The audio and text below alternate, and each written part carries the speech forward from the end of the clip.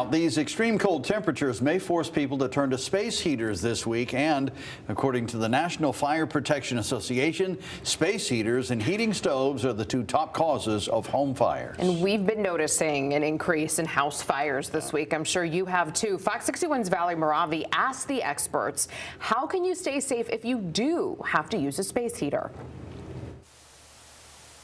With sub-zero temperatures expected, you might want to use space heaters to stay warm. But experts want to remind everyone about the danger of leaving this equipment unattended. We are right now running a full capacity schedule, so what that means is 7 days a week, and I mean the phone doesn't really stop in these temperatures, yeah. HVAC and plumbing manager at Call the Bee in Farmington, Joseph Pizzalongo, says they're ready to embrace the increase in service calls due to the weather conditions. Winter, you know, for obvious reasons, right, is a little bit more dangerous, right? Things freeze, and colder temperatures are a lot harder to work around than the warmer temps. According to the National Fire Protection Association, 70% of the injuries in home fires are caused by heating equipment. And while it's important to make sure your heating supply is running properly, Pizzalongo says you must keep several safety measures in mind. When we get snow like we recently just had, making sure that your units are clear of snow. Some systems utilize an outdoor portion of it.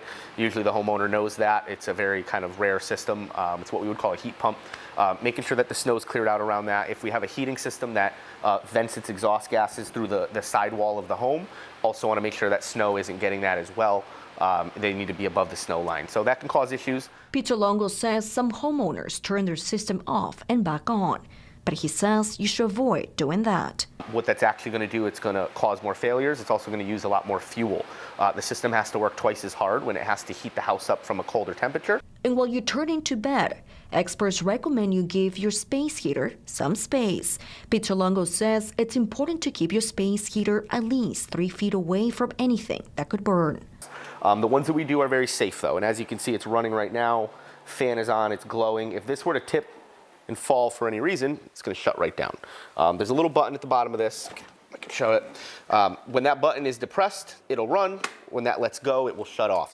And remember to always plug your space heater directly into the wall and never use it with an extension cord. Now again, always make sure to keep all supplies supervised. In Farmington, Valerie Moravi, Fox 61.